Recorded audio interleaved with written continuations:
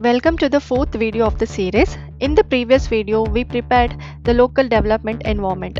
We installed Python, Visual Studio Code and created basic project structure for WebGIS application. In this video, we will establish the connection to the Google Earth engine so the application can access satellite imagery directly from the cloud. First, let's understand how Google Earth engine works. Google Earth engine runs completely in the cloud. However, during development, our code runs on the local computer.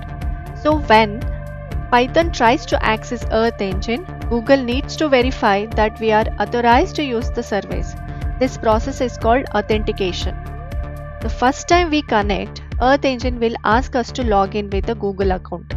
Once the authentication is completed, the credentials are saved locally and future connections happen automatically. Let's configure the Earth engine connection.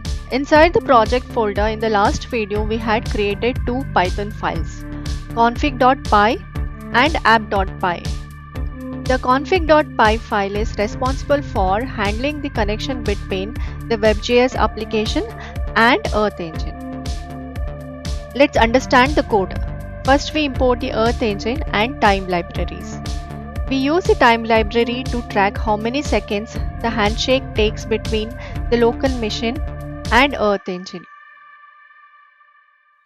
This gives a clear feedback on the connection speed and the immediate feedback in the terminal if our link is active. Then we define a function called initialize and provide the unique project ID created for the Earth engine account. Next, we use a try block to attempt a connection. If you have logged in on this machine before, this handshake happens instantly. However, if the connection fails, our accept block triggers authenticate. This automatically opens the browser so you can sign in and grant permission. Once that's done, Earth engine securely stores your credentials locally for all your future sessions. Let's open app.py. This is the main web server that will take Earth engine data and serve it to the browser.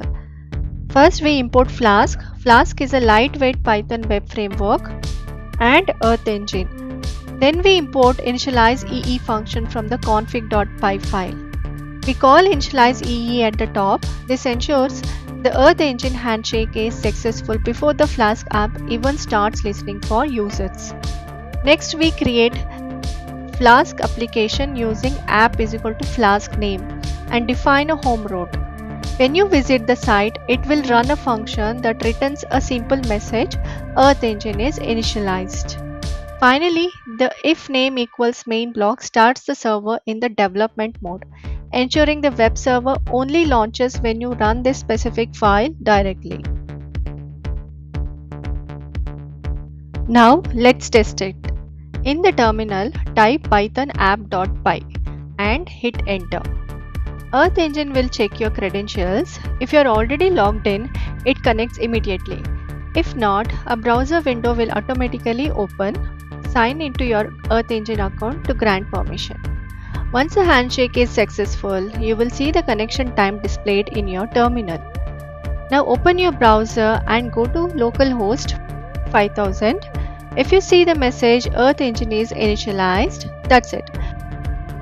Your local machine is officially connected to Earth engine and your backend is live.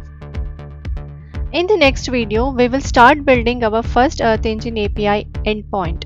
I'll show you how to pull real-time satellite data and return geospatial results directly to the browser. Stay tuned. Happy mapping!